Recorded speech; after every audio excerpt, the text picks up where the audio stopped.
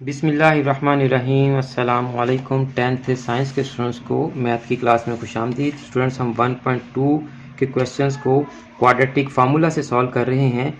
हमने first 4 parts इसके कर लिए हैं। आज हम पार्ट 5 को सॉल्व करेंगे।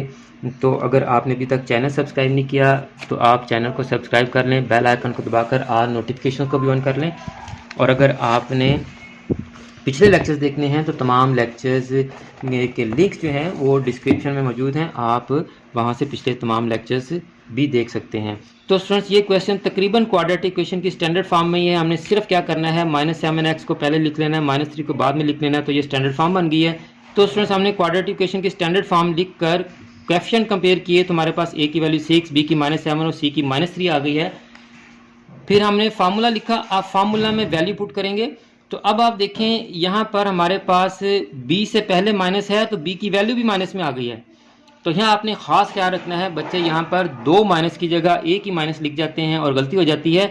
ये माइनस है ये फार्मूला का, और ये देखें वैल्यू मैंने आपसे कहा था ब्रैकेट में पुट करनी है। चूंकि b की वैल्यू -7 है तो ये b की वैल्यू का माइनस है, तो ये 2 माइनस इस तरह से आए, एक फार्मूला का और एक b की वैल्यू का। तो यहाँ देखें थोड़ी सी गड़बड़ हो गई है, यहाँ -7 का स्केयर लेना था। बहरहाल -7 का स्केयर हो या 7 का स्केयर हो, आंसर पॉजिटिव ही आता है। जैसे यहाँ भी देखिए हमारे पास -3 था तो -3 का स्केयर लिया तो वो 9 ही आया, पॉजिटिव ही आया जी। तो यहाँ भी -7 का जब स्केयर लेंगे तो वो पॉजिटिव ही आएगा, 49 आ गया।